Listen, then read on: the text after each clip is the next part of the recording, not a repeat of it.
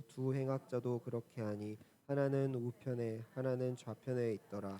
이에 예수께서 이르시되 아버지 저들을 사하여 주옵소서 자기들이 하는 것을 알지 못함이니이다 하시더라. 그들이 그의 옷을 나눠 제비 뽑을새. 백성은 서서 구경하는데 관리들은 비웃어 이르되 저가 남을 구원하였으니 만일 하나님이 택하신 자 그리스도이면 자신도 구원할지어다 하고 군인들도 희롱하면서 나와 신 포도주를 주며 이르되 내가 만일 유대인의 왕이면 내가 너를 구원하라 하더라. 같이 보겠습니다. 그의 그의 위에 위에 있는 이는 유대인의 유대인의 왕이라 왕이라 쓴 쓴 패가 패가 있더라. 있더라. 아멘. 아멘. 이 시간에 본문의 말씀을 가지고 유대인의 왕이라는 제목으로 말씀을 전하겠습니다. 할렐루야. 우리 옆 사람 보면서 더욱 힘차게 힘들고 어려운 시기이지만 메리 크리스마스 인사했으면 좋겠습니다. 메리 크리스마스. 네, 감사합니다. 우리는 성탄절을 보내고 있습니다. 힘들고 어렵지만 하나님 은혜로 또한 나아갈 때 하나님께서 함께 하실 줄 믿습니다.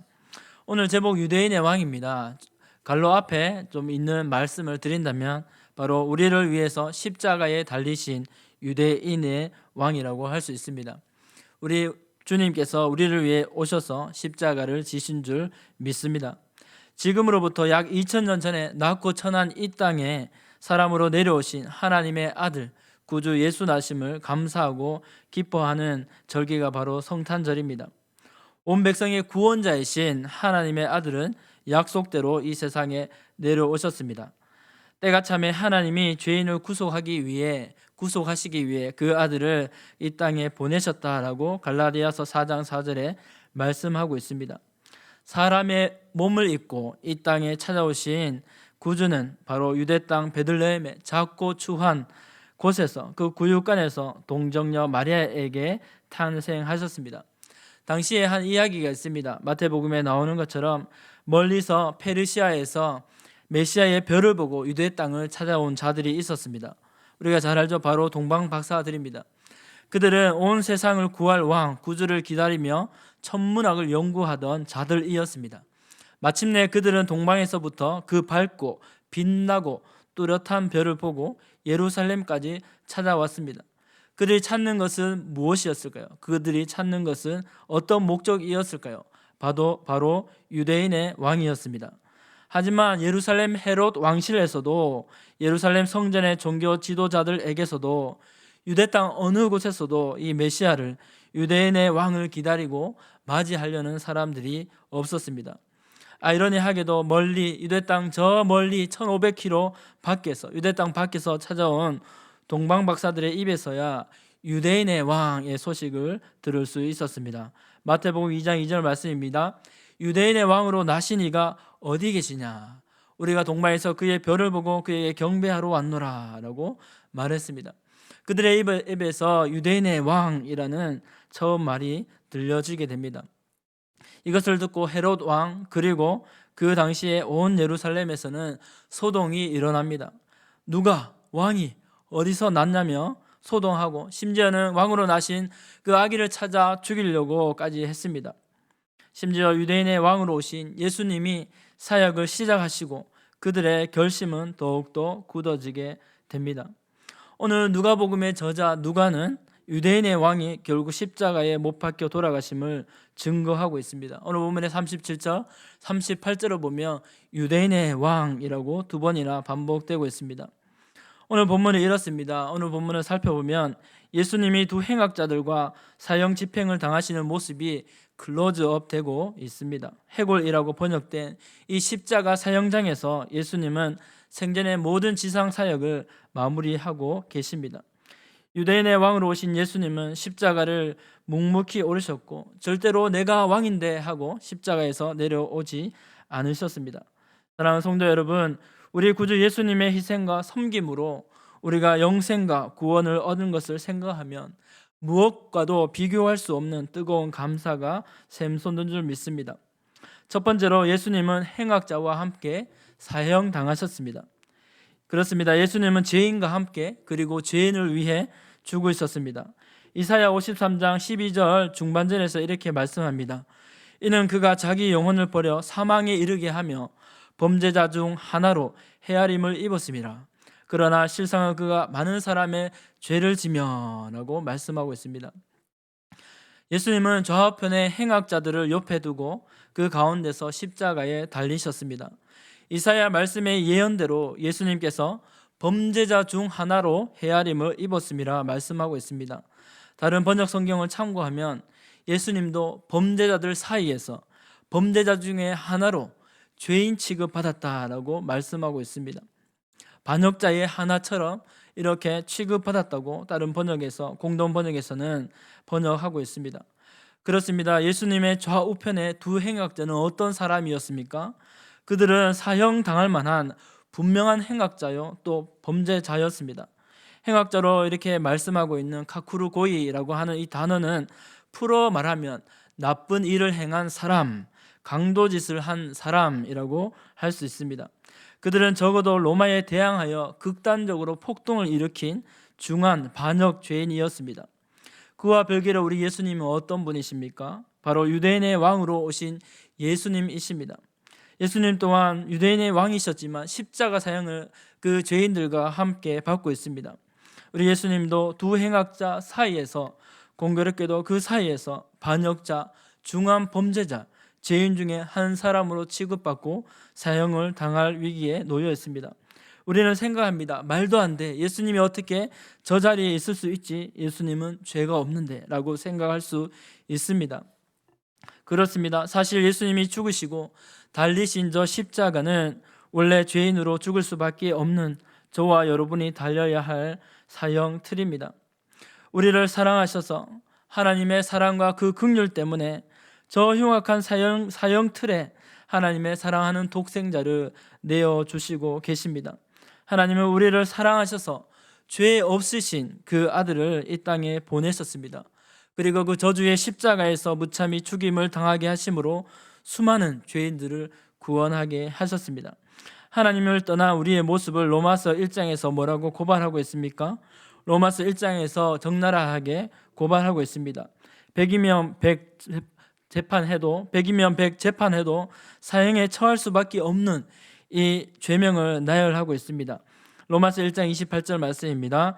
또한 그들이 마음에 하나님 두기를 싫어하며 하나님께서 그들을 그 상실한 마음대로 내버려 두사 합당하지 못한 일을 하게 하셨으니 곧 모든 불의, 추악, 탐욕, 악의가 가득한 자요, 시기살인, 분쟁, 사기, 악독이 가득한 자요, 수근수근하는 자요, 비방하는 자요, 하나님께서 미워하시는 자요, 능욕하는 자요, 교만한 자요, 자랑하는 자요, 악을 도모하는 자요, 부모를 거역하는 자요, 우매한 자요, 배약하는 자요, 무정한 자요, 무자비한 자라라고 말씀하고 있습니다.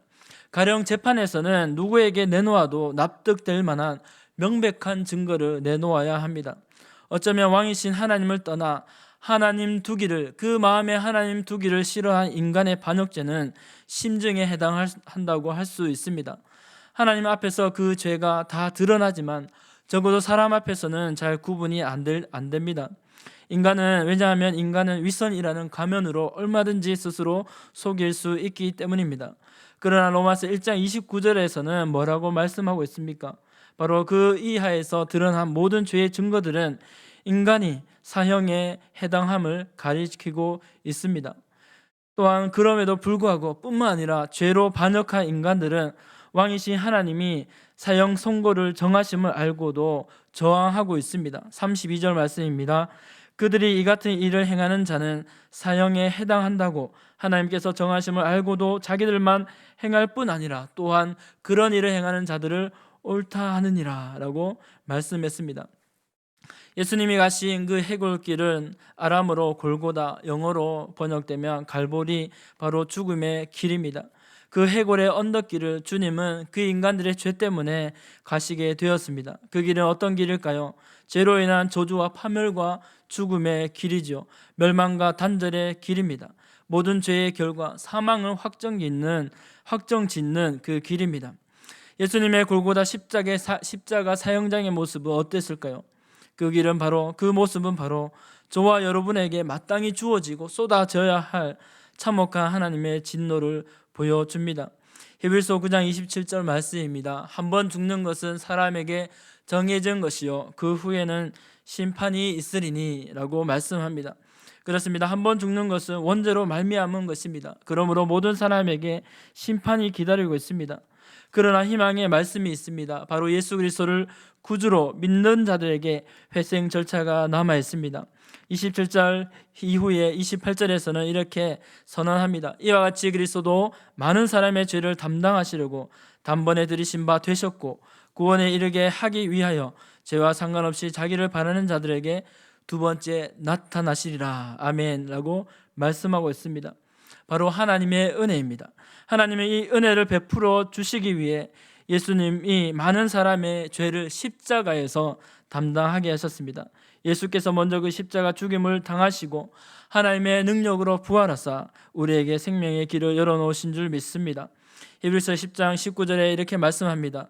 그러므로 형제들아 우리가 예수의 피를 힘입어 성소에 들어갈 담력을 얻었나니 그 길은 우리를 위하여 휘장 가운데로 열어놓으신 새로운 살 길이요 휘장은 그의 육체니라. 아멘. 주님께서 열어놓으신 그 길로 우리가 영생과 구원을 얻을 줄 믿습니다. 본문에서는 다른 두 행악자의 모습을 또한 비춰주고 있습니다. 예수님의 좌우편의 행악자들, 그들은 어떤 자들일까요? 그들은 반역자였고 그들은 소망이 없는 자입니다. 그들을 보면 또한 다름 아닌 우리의 모습을 보여주고 있습니다. 왜 그렇습니까? 자신의 힘과 노력으로 살아보고 애쓰고 발버둥 쳤지만 결국 죽음의 길에 붙잡혀 괴로운 죽음을 앞두고 있습니다. 원망과 불신과 적대감으로 똘똘 뭉쳐진 그들의 삶의 결과는 거칠게 나타났습니다. 하나님 없이 우리의 힘과 노력으로 살아갈 결과는 무엇일까요? 그 인생이 마지막이 무엇으로 귀결될까요? 바로 누구나에게 죽음이 기다리고 있는 사실입니다. 분명한 죄의 결과로 사망 선고만이 기다리고 있다고 성경은 말씀하고 있습니다. 로마서 6장 23절에서 죄의 싹은 사망이요 라고 말씀하고 있습니다. 이 두 행악자는 죄의 싹으로 말미암아 십자가의 그 모습으로 우리에게 많은 의미를 가져다 줍니다. 평생을 삶의 의미도 깨닫지 못하고 분투하는 인생을 살았지만 방향이 잘못되었고 결국 두 손 두 발 꼼짝 못하게 되었습니다. 우리 또한 우리에게 기다리고 있는 삶의 목적지가 어디인지 우리를 하나님의 말씀으로 방향을 살펴보고 고려해야 할 줄 믿습니다.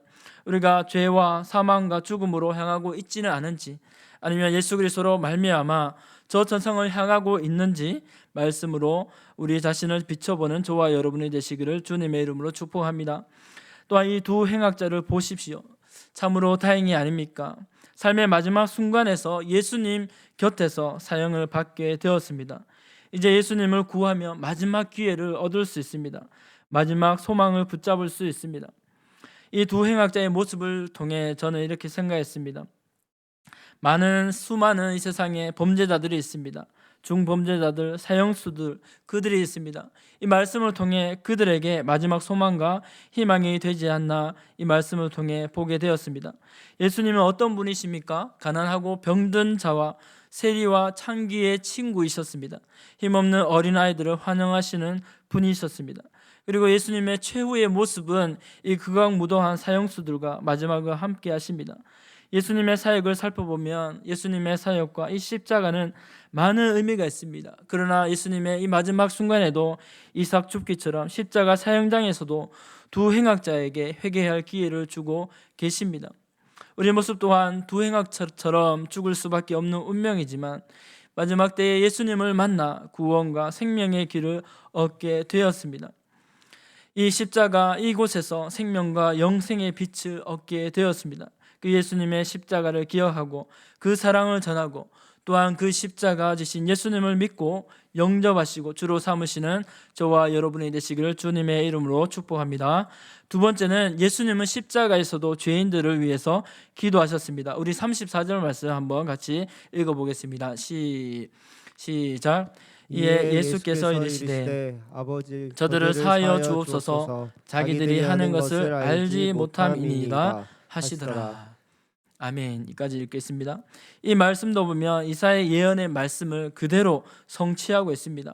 이사야 53장 12절 아까 읽은 말씀 이제 하반절에 보면 이렇게 말씀합니다.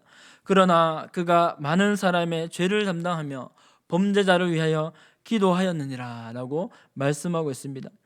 사람에게 있어서 가장 가슴 아프고 원통한 일이 무엇일까요? 그것은 바로 억울한 일입니다. 누명을 쓴 일입니다.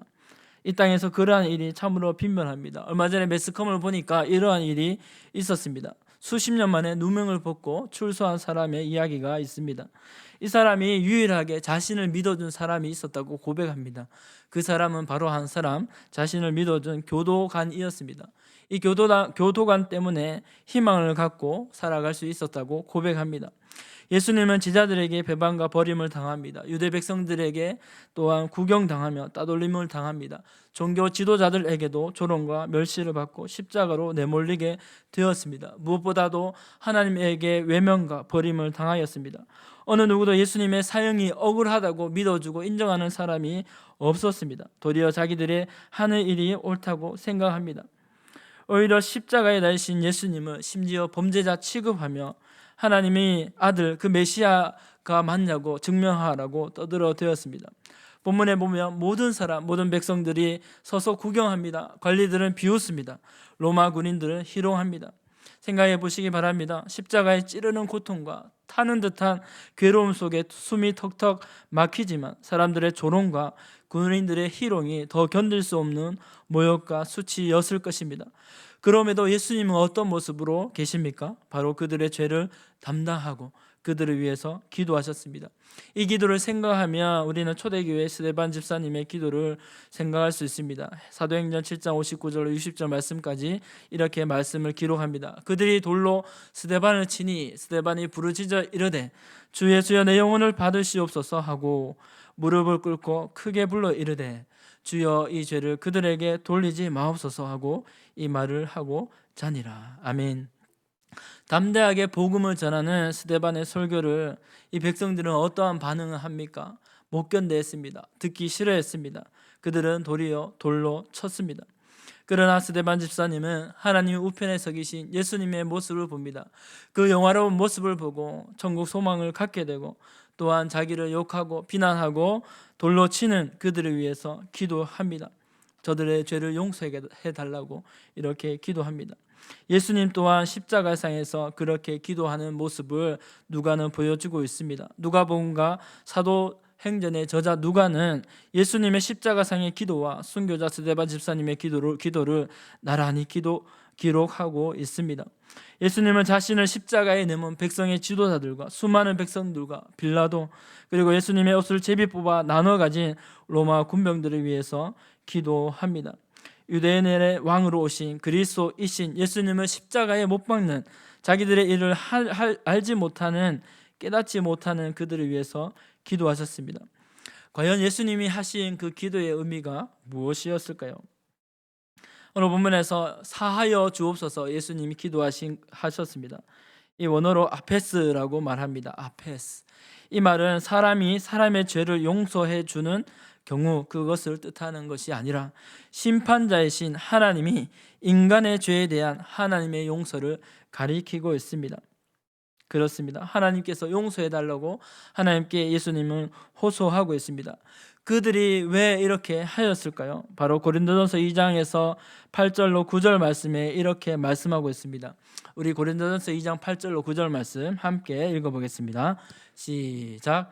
이 지혜는 이 세대의 통치자들이 한 사람도 알지 못하였나니 만일 알았더라면 영광의 주를 십자가에 못 박지 아니하였으리라.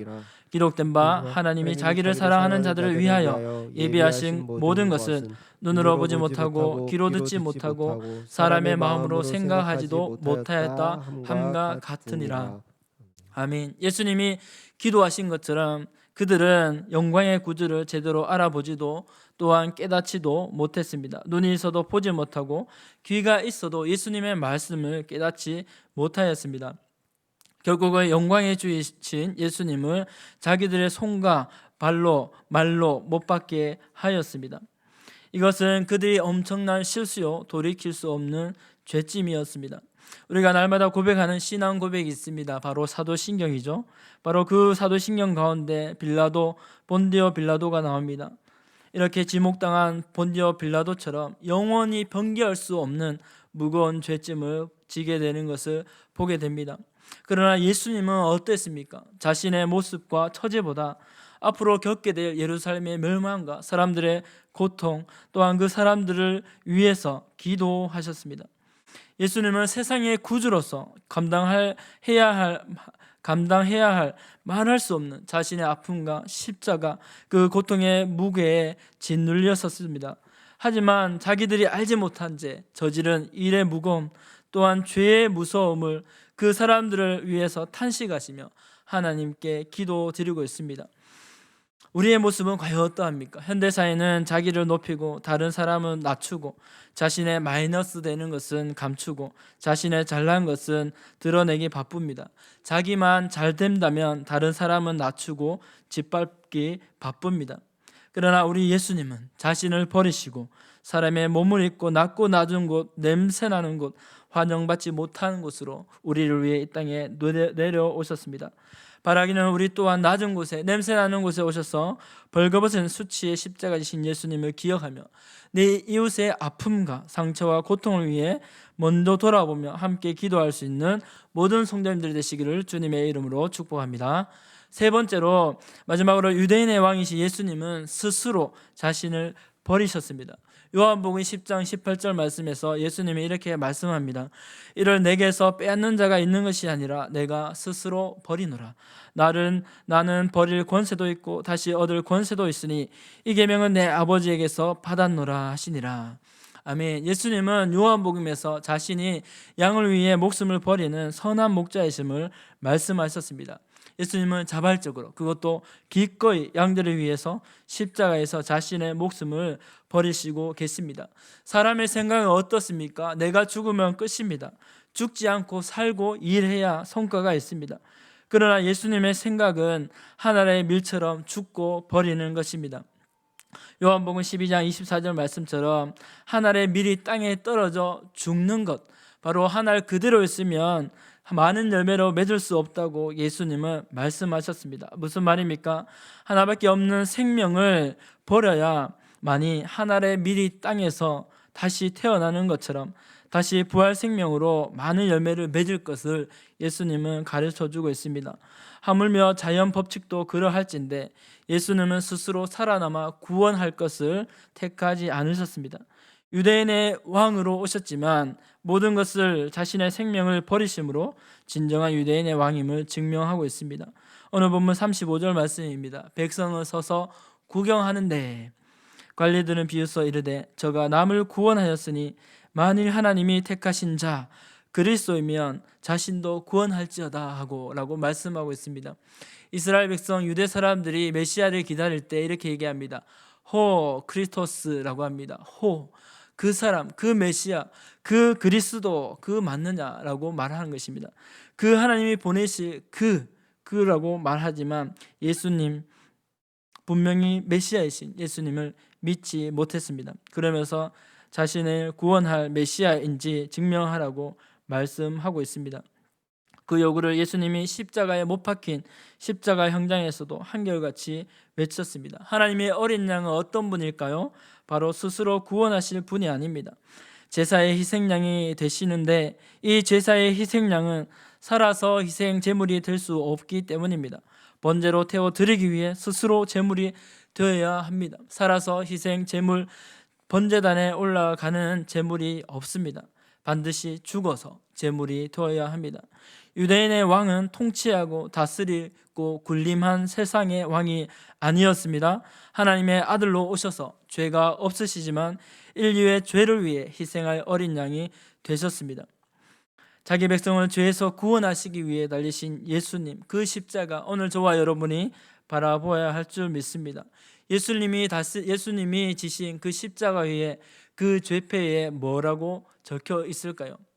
당시에 십자가를 지는 자들에게는 그 목에는 죄패, 죄명이 달려 있었습니다. 그리고 십자가를 못 박고 나면 그 죄패를 십자가에 못 박았습니다. 바로 예수님의 십자가 죄패에는 유대인의 왕이라고 적혀 있습니다. 요한복음 19장 19절에서 사도 요한은 이렇게 기록합니다. 빌라도가 패를 써서 십자가 위에 붙이니 나사렛 예수 유대인의 왕이라 기록되었더라. 20절 말씀입니다. 예수께서 못 박히신 곳이 성에서 가까운 거로 많은 유대인이 이 패를 읽는데 히브리와 로마와 헬라말로 기록되었더라. 아멘. 그 어느 누구 어떤 사람 어떤 범죄자이건 죄의 이유와 죄명이 분명히 있어야 합니다. 예수님의 죄명이 무엇이었습니까? 바로 그것은 나사렛 예수 유대인의 왕이었습니다. 요한복음은 히브리어와 로마와 헬라말로 기록했다고 증거하고 있습니다. 당시 세계라고 할 수 있는 생각할 수 있는 모든 나라 말로 예수님의 제패가 기록되어 있을 뿐만 아니라 법정적 그런 형벌인 로마 말로 또한 유대의 모든 언어로 또한 모든 히브리어와 헬라어로 기록되었다고 말씀하고 있습니다. 그렇습니다. 예수님은 모든 인류의 왕으로서 유대인의 왕으로 오셔서 유대인의 왕이기 때문에 십자가에서 죽으셨습니다. 그러므로 말미암아 모든 사람을 죄와 사망에서 구원해내시는 진정한 평화와 구원의 왕이 되신 줄 믿습니다. 오늘 우리에게도 이 저주와 사망에서 구원하실 분은 우리를 위해 십자가에서 죽으신 예수 그리스도밖에 없는 줄 믿습니다. 그분이 진정한 우리의 구주요 왕이 되십니다. 이제 예수님으로 말미암아 우리에게는 어떤 기록, 어떤 글이 쓰여질까요? 요한계시록 14장 1절에서는 이렇게 말씀하고 있습니다. 예수님으로 말미암아 우리의 이름과 이마 위에 죄의 목록이 아니라 어린 양 되신 예수님의 말씀이 기록됨을 말씀을 통해 보여주고 있습니다. 우리 힘차게 한번 읽어보겠습니다. 14장 1절입니다. 시작. 또 내가 보니 보라 어린 양이 시온산에 섰고 그와 함께 14만 4천이 서 있는데 그들의 이마에는 어린 양의 이름과 그 아버지의 이름을 쓴 것이 있더라. 아멘. 그렇습니다. 오늘 우리를 위해 왕으로 오신 이 메시아 예수님은 죄인을 위해 십자가의 고난에 달게 받으셨습니다. 저와 여러분이 달려야 할 십자가 고난을 대신 받으셨고 우리에게 영생을 선물하시고 단절됐던 하나님의 관계를 완전히 회복해 주셨습니다. 오늘 우리 예수님은 우리가 구원의 여정에 다다르기 위해 오늘도 하나님의 보좌 우편에서 기도하고 계신 줄 믿습니다. 말씀을 맺겠습니다. 예수님의 십자가로 말미암아 죄와 저주와 수치의 골고다 그 해골의 언덕에서 우리는 하나님의 자녀의 새로운 신분을 신고하게 되었습니다. 우리를 위해 아낌없이 그리고 자신의 생명을 버리셨던 예수님으로 말미암아 우리 죄가 깨끗하게 사함을 받은 줄 믿습니다. 오늘 우리 완악함으로 우리의 왕이신 예수님을 다시 배반하거나 다시 십자가에 못 박은 것이 아니라 그분을 믿고 바라보며 영생과 구원을 얻는 회복과 평안을 얻으시는 모든 동성애 성도인들 되시기를 주님의 이름으로 축복합니다. 기도하겠습니다.